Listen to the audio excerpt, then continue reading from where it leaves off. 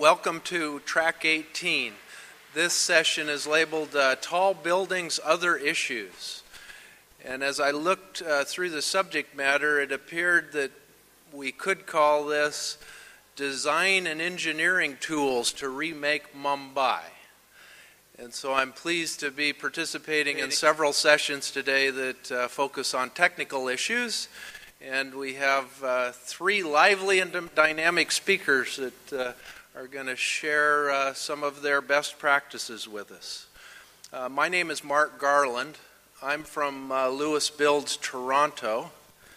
And actually, just a footnote on Toronto, I'm fortunate to live in one of the bright economic places in North America. The rest of the U.S. and the United States seems to be a bit on its ear. So I'm happy to be in Canada. Our first speaker is Philip Oldfield. He's a lecturer in architecture from the University of Nottingham. He runs the tall building department in Nottingham. They have quite a specialty of architecture and high-rise building design. Philip's going to speak with us about the carbon impact of tall, embodied energy in the high-rise. Let's release that energy, Philip. Thank you. Good afternoon, everybody. What I'm going to be talking about today, as Mark just touched upon, is the importance of environmental embodied emissions in the high-rise typology. Now, what do I mean by embodied emissions?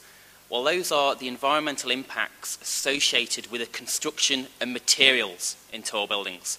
The extracting the raw materials, the transportation of the raw materials, the processing of to manufacture the components.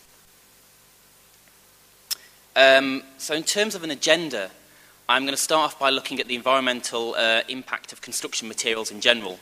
Then look at the impact of height. How do tall buildings compare with low-rise buildings? And then I'm going to try and compare embodied energy or embodied carbon and operational carbon. So how do those two phases of a building's life compare? I'm then going to touch on maintenance and refurbishment.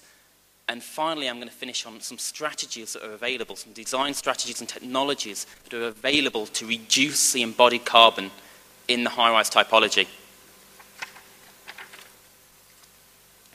So, all buildings contribute to environmental impacts throughout their entire life cycle, not just in the operational phase. These impacts occur through extraction, manufacture, transportation of materials, the replacement of materials over the building's life, and the disposal of the materials at the end of a building's life.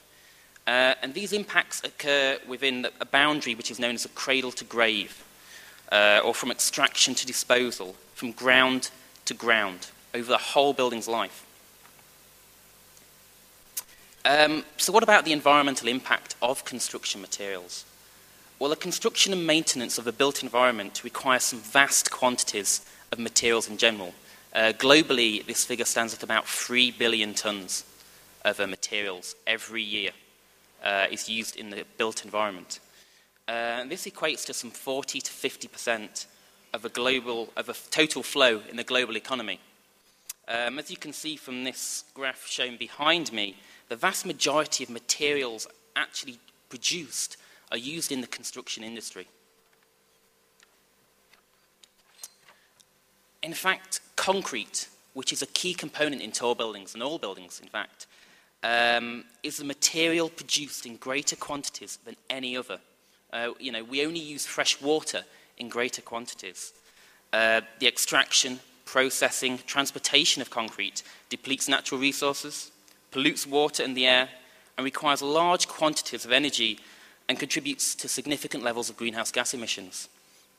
Every ton of cement, for example, requires 1.5 tons of raw materials, with the cement industry being responsible for 5% of global anthropogenic greenhouse gas emissions. Waste as well is a major issue with buildings. The construction is responsible for vast quantities of waste. In the US, for example, construction and demolition waste are equivalent to is equivalent to about 70% of municipal solid waste, which is a significant amount, as shown in the graph on the right.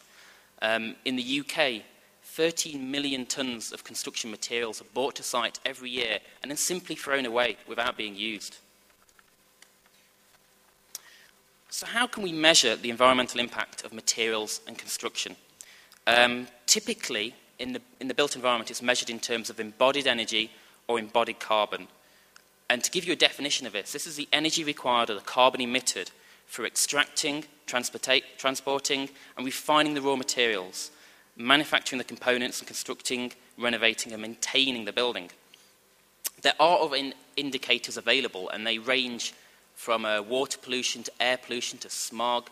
But in general, energy and carbon, or CO2, are the most popular indicators for measuring the performance of a building environmentally. For office buildings, typical values of embodied energy range from 4 to 20 gigajoules per metre squared, and for carbon between 600 to 1,300 kilograms of CO2 per metre squared. And these are large ranges. But they're large ranges for a number of reasons. Firstly, buildings differ in terms of their characteristics, their height, their function, their shape. But also, more importantly, how we calculate embodied energy or embodied carbon has a significant impact upon the results. It's very difficult to determine, for example, how much primary energy is required to extract a certain quantity of iron ore from the ground and then to produce a steel beam, and all the indirect and direct energy processes that go into that creation. And there's many different methodologies out there to calculate embodied energy or embodied carbon. And choosing which methodology one approaches can have a significant impact in the value of the result. The difference is plus or minus 50% in some cases. And at the same time, there's no standard for what to include in the analysis of embodied energy or embodied carbon. Should it just be the shell and core? Should it include finishes and fittings? Should it include furniture? You know, what do we include in the calculations for a building? Location has a significant impact as well on materials and construction and embodied carbon. This diagram shows the primary energy of cement production by location, which can vary by as much as 75%. It can also vary on a factory-by-factory basis, depending on whether wet kiln or dry kiln processes are used, for example. So calculating embodied energy is very location-dependent. So what impact does height have on embodied energy? How can you compare high-rise and low-rise buildings in terms of their construction and materials? Well, one of the major criticisms of tall buildings generally is the increased quantities of structural material that are required to compensate for increased lateral loading. Unsurprisingly, as this Australian study shows, this greater quantity of materials results in greater embodied energies for high-rise buildings compared to low-rise buildings. There's a 60% difference typically between a 3-story and a 50-story building in terms of embodied energy. So analysing all the published studies from the published realm, there seems to be a trend showing greater height means greater embodied energy, greater embodied carbon, a larger environmental impact per unit floor area. However, this is not the whole story. It's not, one cannot simply make this judgment. If we look at tall residential buildings and compare them with low-rise residential, as expected, the taller buildings have a greater embodied energy per unit floor area. However, if we, as shown on the left, I believe, however, if we compare embodied energy per resident, per occupant, per user, thank you. If we compare embodied energy per resident, per occupant, per user, the tall building has a lower embodied energy due to the greater densities of people that live at height. So it's not simply a case of saying tall buildings are environmentally inferior in the realms of embodied energy or embodied carbon. It's not that straightforward. So how does embodied energy compare with operational energy and operational impacts? In the UK, buildings are responsible for some 47% of total CO2 emissions. And of this 47%, construction and materials make up 20%. And this value, again, obviously changes with location. To understand the significance of embodied carbon in an individual tall building, a comparison of the embodied and operational carbon of a hypothetical 41-storey building in the City of London has been undertaken. The building is office in function. You can see the specification behind me. It's a steel structure with a double-skin facade. And its operational energy is assumed to be typical of current trends.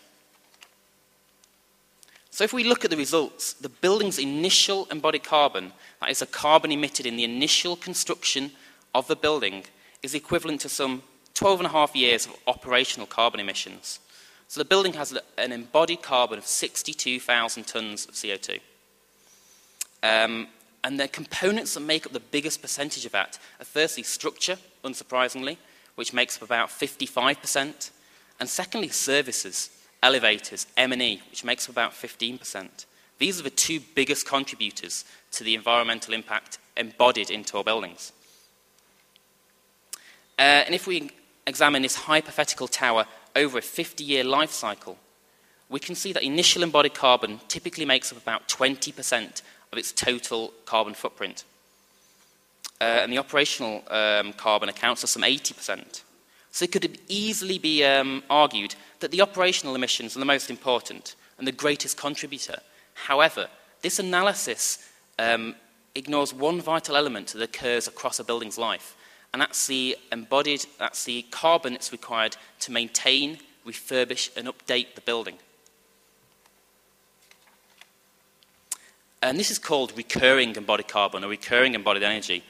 And this is the carbon or energy required with maintaining, repairing, and upgrading the building over its life cycle. So while structural elements may last for 100 years, 200 years, elevators need replacing every 40 years. The facade will be replaced every 30 to 40 years as well. Finishes and fittings will be replaced a lot more regularly, every 5 to 10 years, for example. So what's the impact of this? The impact is that total embodied carbon, the initial and the recurring, is much higher than was shown in that original study.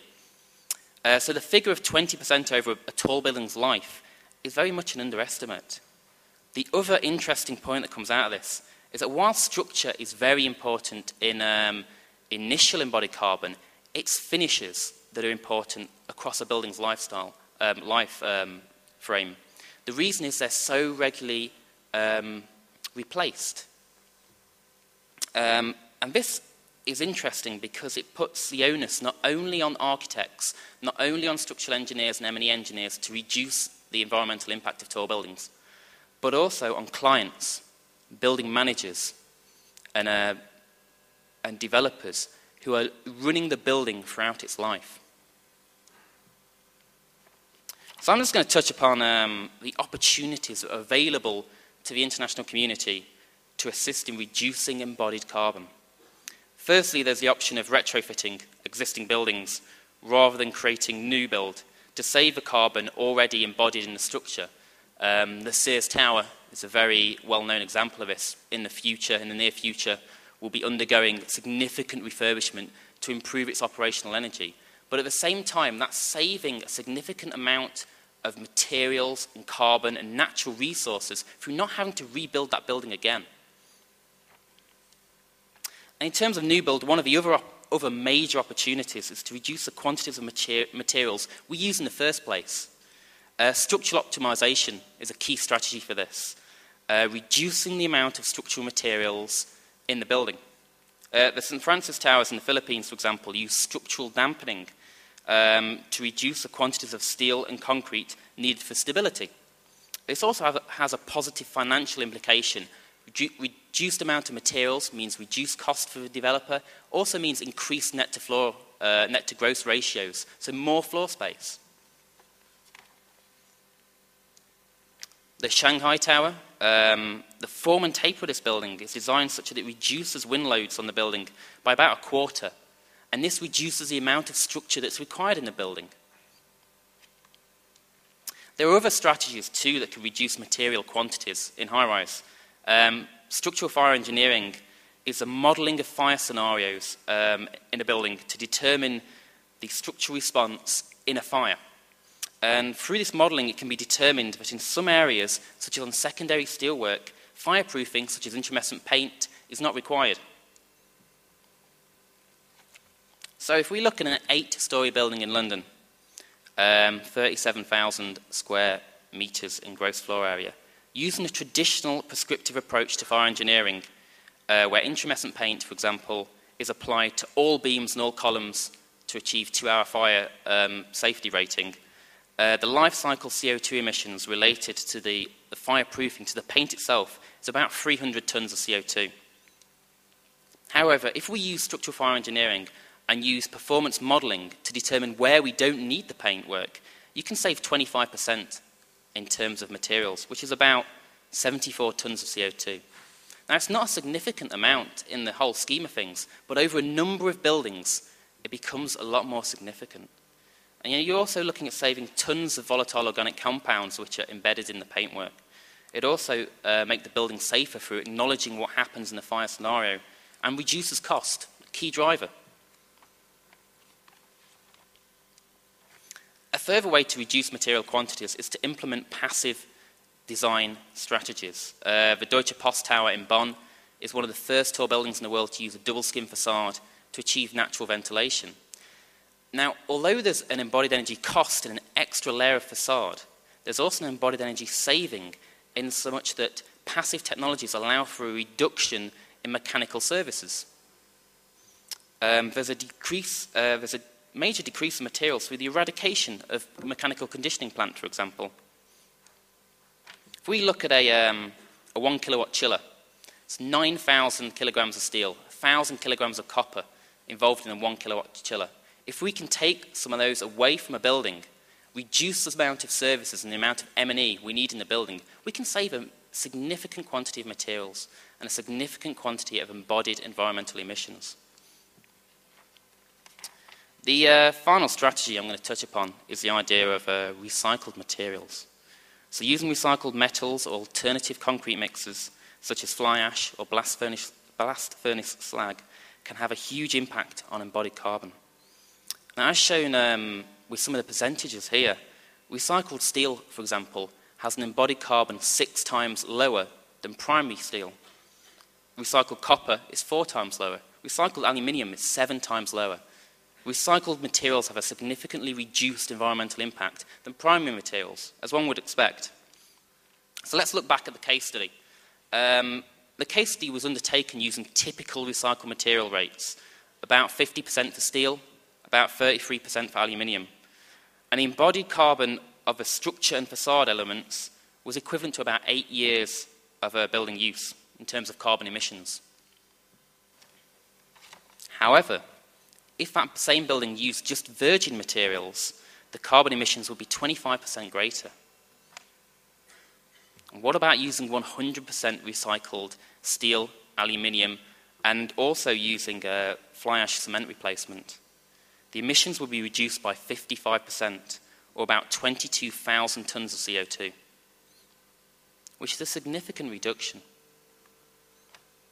The obvious limitation to this is the availability of recycled materials. Supply and demand don't always meet. So in conclusion, how important are embodied emissions in tall buildings? Well, the obvious fact is, and focus is upon the operational side of things, and for good reason too. You look at a typical building built today, the carbon footprint of that building, the majority of the emissions are related to the operational side of things.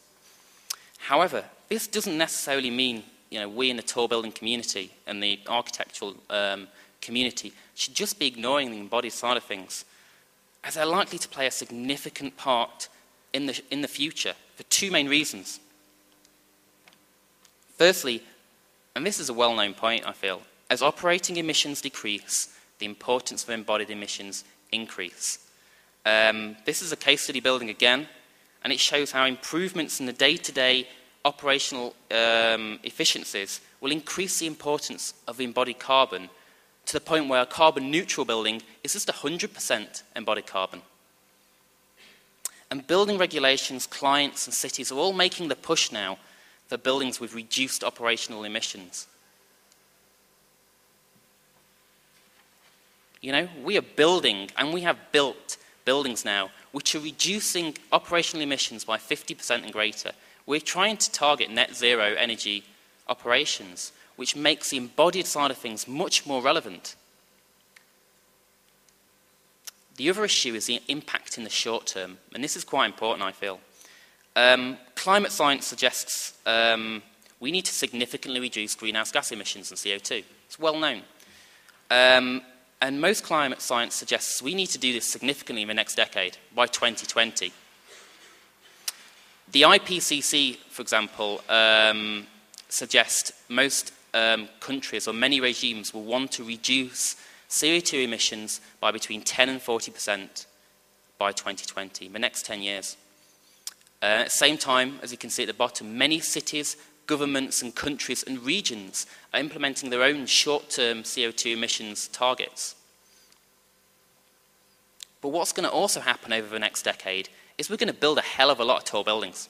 And this is something that George Binder touched upon. This is a Ctbuh graph I was involved in that maps the number of tall buildings over 200 meters completed each year. And you can see there's been a massive increase over recent years. And this increase will continue into the future, especially in places like Mumbai and India. You know, this is the city where you're going to be building significant quantities of tall buildings. So if you look at a tall building completed today, if you go out there and build a tall building today, and you measure its impact over the next 10 years, what many people forget is embodied impacts occur now, whereas operational impacts occur over the next 50 years, over the next 100 years. So if you look at the case study building I was referring to earlier on, and you measure its carbon footprint over the next 10 years, over half of that is from the materials and construction. So the impact in the short term is going to be very significant. And I think we need to take a better look holistically at how we design tall buildings.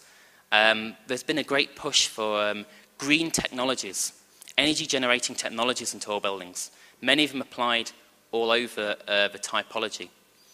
And the question is, you know, are these technologies, are these strategies going to generate or save enough carbon to offset the materials required to put them up there in the first place?